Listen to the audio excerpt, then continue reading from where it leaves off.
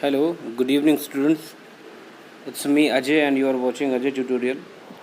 Today we are going to talk about a very important topic of standard 10 from chapter number 2, that is basis.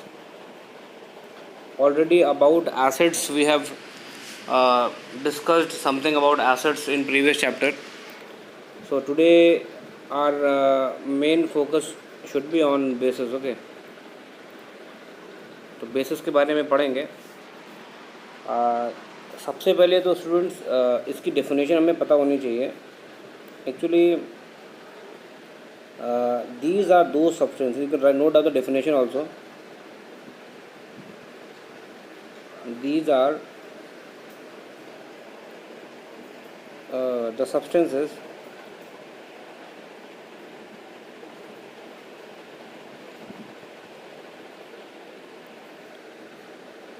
which are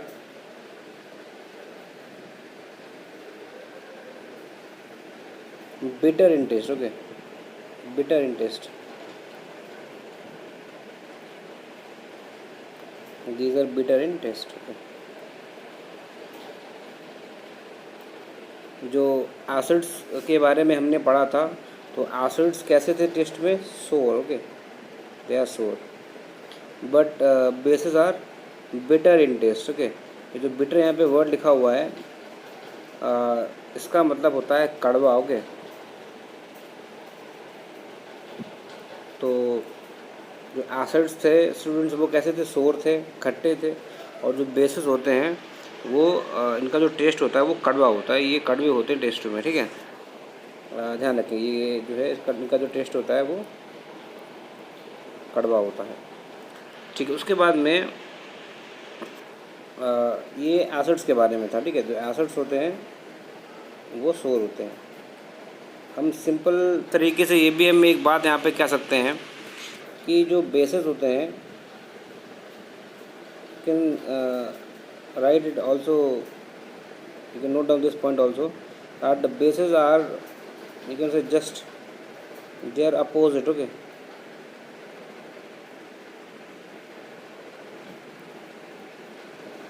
they are just opposite of acids.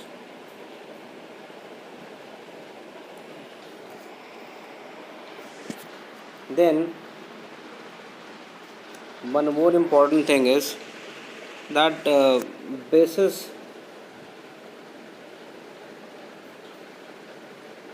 gives OH negative ion. Okay, OH negative ion. जो base होते हैं ये OH negative ion produce करते हैं जब ये ionise होते हैं तब. ठीक है, तो इसमें स्टूडेंट्स हमें इसके बारे में और पता होना चाहिए. एल्कली का मतलब क्या होता है? एल्कली ये भी इम्पोर्टेंट टॉपिक है, पूछा जाता है स्टैंडर्ड 10 में. अगर बात करें तो एल्कली में जो वाटर सॉल्युबल बेसिस हैं, water soluble basis. Okay, basis इनको एल्कली कहते हैं. बेसिस को एल्कली कहा जाता है, वाटर में सॉल्युबल होते हैं. और बेसिस में बहुत सारे एग्जांपल्स हम यहाँ पे नोट कर सकते हैं, जैसे कि सबसे पहले तो सोडियम हाइड्रोक्साइड आप ले लीजिए. सोडियम हाइड्रोक्साइड हो गया. Then you can write KOH. Okay, potassium hydroxide है. अमोनियम हाइड्रोक्साइड हो गया, NH4OH, अमोनियम हाइड्रोक्साइड है. और भी बहुत सारे हैं. CaOH वोल्टवाइज है, कैल्शियम हाइड्रोक्साइड है, मैग्नीशियम हाइड्रोक्साइड है. ठीक है सुनो, MgOH वोल्टवाइज, मैग्नीशियम हाइड्रोक्साइड. तो ये सब हमने बेसिस हैं, एल्कली हैं. और जैसे सोडियम हाइड्रोक्साइड है, इन सभी में एक चीज़ कॉमन है कि जब ये आयनाइज होंगे तो ये सभी लोग OH नेगेटिव आयन, कौन सा ion? OH negative ion produce करेंगे, जिसको हम कहते हैं हाइड्रोक्साइड आयन. इसे जो आयन है यहाँ पर इसे कहा जाता है, यहाँ आप नोट कर लेना, this is hydro oxide.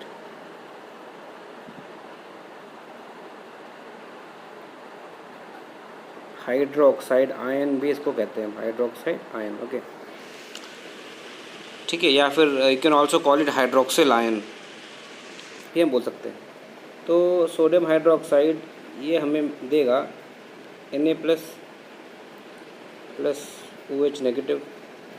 In the same way potassium hydroxide will give K plus cation and OH negative anion. NH4OH will give you NH4 plus ammonium cation and OH negative anion. Calcium hydroxide will give you Ca2 plus। ठीक है, यहाँ पर 2 लगा हुआ है ना, तो ऊपर चार्ज में 2 आएगा, ठीक है ना। और वैसे भी कैल्शियम ग्रुप 2 का मेंबर है, और यहाँ पर क्योंकि नीचे 2 लगा हुआ है तो यहाँ पे 2 मिल जाएगा, यहाँ पे 2 लगा देंगे और ये माइनस। ठीक है students, in the same way magnesium will give you Mg2 plus twice of OH negative. तो what is the common thing in all these basis, that all the bases they are giving this OH negative, OH negative, OH negative. So this OH negative, or you can say hydroxide ion, all the bases will give this ion. Okay, so this is common, and लिख देता हूँ side में।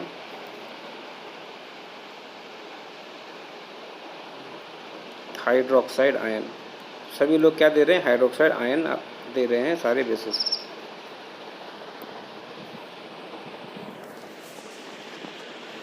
ठीक है students, तो ये base के बारे में है कुछ चीज़ें, तो आप नोट कर लीजिए। Then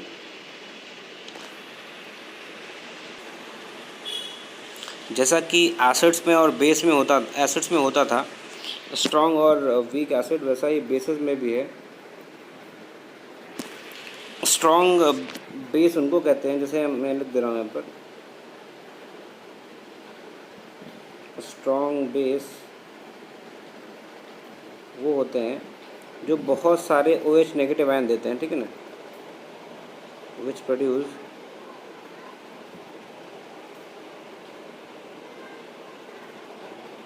produces large amount of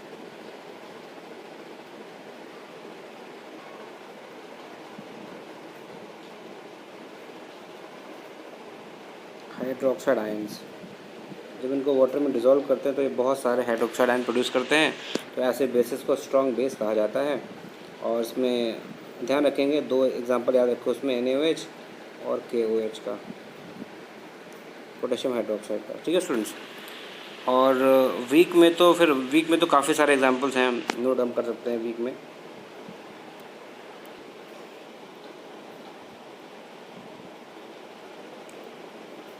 weak base में तो बहुत सारे एग्जांपल्स आप नोट कर दो, तो आप लिख दोगे they produce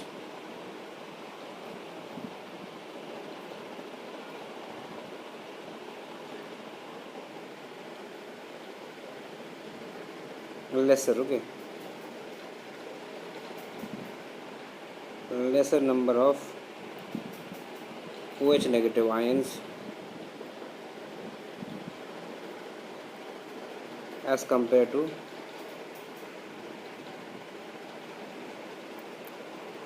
strong bases, as compared to strong bases, okay।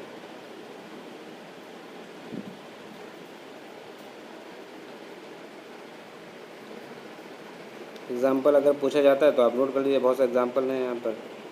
Magnesium hydroxide हो गया एक एग्जाम्पल हो गया, देन कैल्शियम हाइड्रोक्साइड है, ठीक है, अमोनियम हाइड्रोक्साइड है, NH4 होल ट्वाइस NH4OH का, होल ट्वाइस नहीं आएगा, NH4 अमोनियम हाइड्रोक्साइड ऐसे ही लिखा जाएगा। तो ये वीक बेसिस हो गए, ठीक है स्टूडेंट्स। तो स्ट्रॉन्ग बेस क्या होते हैं, वीक बेस क्या होते हैं, आप समझ गए होंगे। उसके बाद कुछ प्रॉपर्टीज़ हम डिस्कस कर लेते हैं बेस की, कुछ प्रॉपर्टीज़। पहली बात तो सबसे पहली जो इम्पोर्टेंट प्रॉपर्टी है बेस की, तो जो बेस होते हैं ये रेड लिटमस को, ठीक है, रेड लिटमस को कैसे में कन्वर्ट कर देंगे, रेड लिटमस को कन्वर्ट कर देते हैं ब्लू में बेटा। किसमें? रेड लिटमस को कर देंगे ये ब्लू में। रेड लिटमस पेपर कन्वर्ट होगा ब्लू में। तो उसके बाद में सेकंड जो प्रॉपर्टी हो जाएगी इसमें, सेकंड प्रॉपर्टी नोट कर लेंगे कि इसमें जब बेस की रिएक्शन, कोई बेस है अपने पास, NaOH ले लिया मैंने, इसकी रिएक्शन हम मेटल से करवाते हैं, जिंक से करवा लेते हैं, तो सॉल्ट बनेगा। और सॉल्ट कौन सा बनेगा? सोडियम जिंकेट, ठीक है ना। याद करिए, ये लिखा हुआ है बुक में, Na2ZnO2 बोलते हैं इसको, सोडियम जिंकेट है, Na2ZnO2 सोडियम जिंकेट बनेगा और हाइड्रोजन गैस भी प्रोड्यूस होती है। सबसे इम्पोर्टेंट बात ये है कि जो बेस होते हैं ये सारे मेटल से रिएक्शन नहीं करते हैं, या आप कहते हैं कि all metal do not react with basis, ठीक है। कुछ मेटल जो है रिएक्शन कर लेते हैं, ध्यान रखेंगे, all metals do not react with base.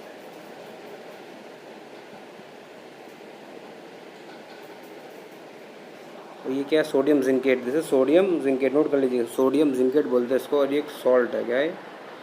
Salt है, ठीक है ना। इसमें आगे वाला पार्ट ये कैटायन है और पीछे वाला पार्ट ये एनायन होता है।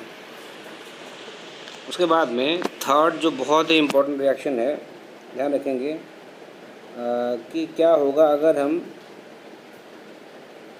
बेस की रिएक्शन एसिड से करवा दें, ठीक है ना। तो बेस की रिएक्शन जब एसिड से होती है, याद कर लेंगे इसको, सॉल्ट बनेगा। क्या बनेगा बेटा? सॉल्ट। सॉल्ट बनता है और वाटर भी बनता है, ध्यान रखेंगे, ठीक है। तो जब बेस की रिएक्शन एसिड से होती है तो इस रिएक्शन को हम कहते हैं न्यूट्रलाइजेशन रिएक्शन, ओके।